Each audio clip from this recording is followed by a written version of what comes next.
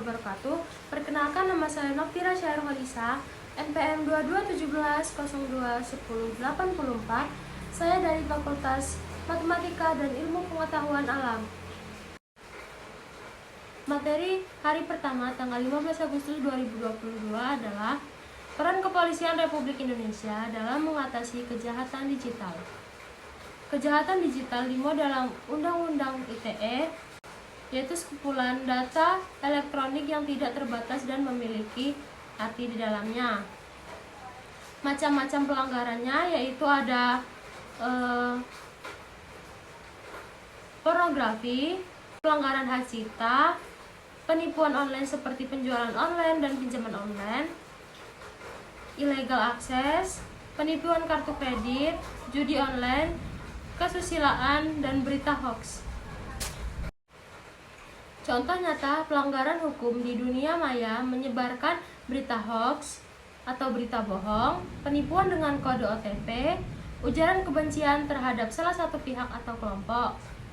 Ada juga manfaat dari UU ITE, yaitu menjamin kepastian hukum bagi masyarakat yang melakukan transaksi secara elektronik dan melindungi masyarakat pengguna jasa dengan memanfaatkan teknologi informasi. Dari UU ITE, yaitu menjamin kepastian hukum bagi masyarakat yang melakukan transaksi secara elektronik dan melindungi masyarakat pengguna jasa dengan memanfaatkan teknologi informasi.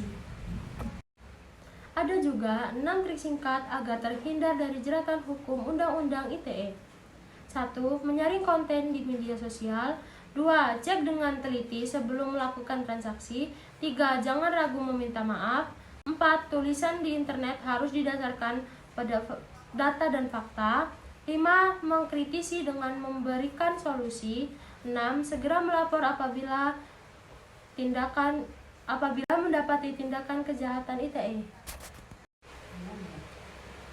Materi yang kedua itu pengembangan karakter mahasiswa sebagai intelektual dan anti kekerasan.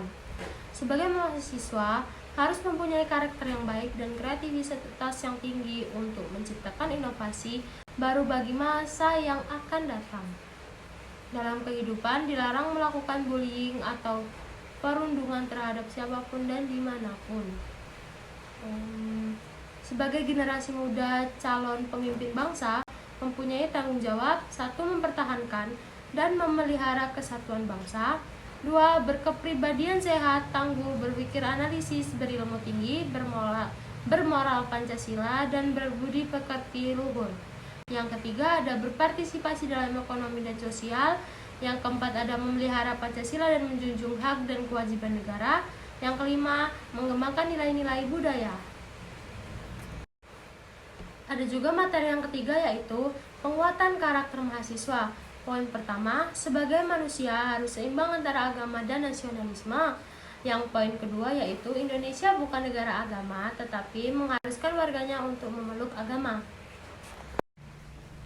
Materi hari kedua pada tanggal 16 Agustus 2022 yaitu Merdeka Belajar Kampus Merdeka. Program Merdeka Belajar berkaitan dengan visi Indonesia tahun 2045, yaitu berdaulat, maju, adil, dan makmur.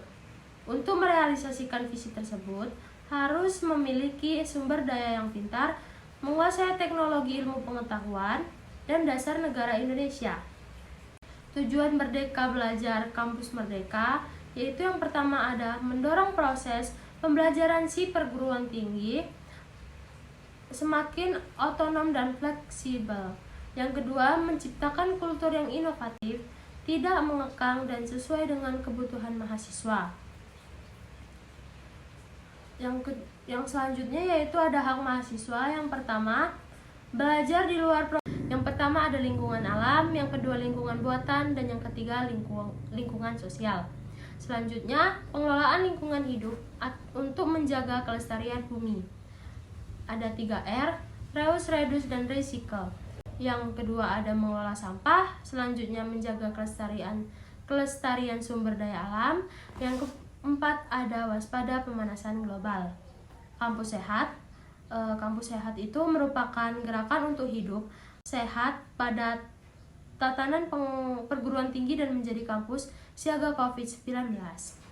upaya kampus sehat di Unila yaitu ada zero tolerance sehat pada tatanan perguruan tinggi dan menjadi kampus siaga COVID-19. Upaya kampus sehat di Unila yang pertama ada zero tolerance area, yang kedua parkir terpadu dan pembatasan penggunaan kendaraan bermotor, yang ketiga pengelolaan sampah, yang keempat pengelolaan sumber air. Terus ada resum materi PKKMB FMIPA hari Kamis tanggal 18 Agustus 2022, yaitu pembelajaran di perguruan tinggi di era 4.0 dan plagiarisme. Sebagai mahasiswa pada era ini harus bisa menyusun rencana untuk 4 tahun ke depan. Selanjutnya mengembangkan kemampuan soft skill pada bidang akademik maupun non-akademik. Yang ketiga ada menyelesaikan studi dengan jujur dan percaya diri. Terus materi selanjutnya itu ada sistem perkuliahan dan sistem administrasi kemahasiswaan. Jenis perkuliahan dibagi menjadi 3, yaitu sarjana, pasca sarjana, profesi, dan vokasi. Tahun akademik FMIPA itu ada tahun akademik FMIPA itu dibagi menjadi 3, yaitu semester ganjil, semester genap, dan semester pendek. Sistem SKS yang diambil adalah 24 SKS dengan ketentuan sebagai berikut: D3 6-8 semester dengan minimal pencapaian 110 SKS dan maksimal 120 SKS. S1 itu ada 8-14 semester dengan minimal pencapaian 144 SKS dan maksimal 160 SKS. Yang selanjutnya ada fasilitas di FMIPA Unila dan sistem administrasi keuangan mahasiswa. Fasilitas FMIPA itu ada gedung 5 jurusan lengkap dengan laboratorium pendukung, gedung pasca sarjana 4 lantai, gedung dekanat 4 lantai, gedung lembaga kegiatan mahasiswa 3 lantai, musola, perpustakaan, tempat parkir dosen dan mahasiswa, CCTV 15 titik, dan sarana wifi dan ruang kuliah ber-AC. Terus administrasi keuangan mahasiswa itu uang kuliah tinggal UKT. UKT mahasiswa termasuk dalam pendapatan PNPB Unila. Dasar keringanan UKT itu pada keputusan Rektor Unila nomor 1633/UN26/KU/2020. Materi PKKMB hari keempat pada tanggal 19 Agustus 2022 yaitu PKKMB jurusan. Materinya adalah pembimbing akademik dan tata perilaku mahasiswa. Yaitu pembimbing akademik adalah dosen yang ditunjuk oleh ketua prodi yang nantinya akan mendapat pengesahan oleh dekan. Perannya adalah harus menentukan atau mengambil mata kuliah. Yang kedua, tiap semester diterangkan jumlah SKS yang perlu diambil. Yang ketiga itu membantu perkembangan studi.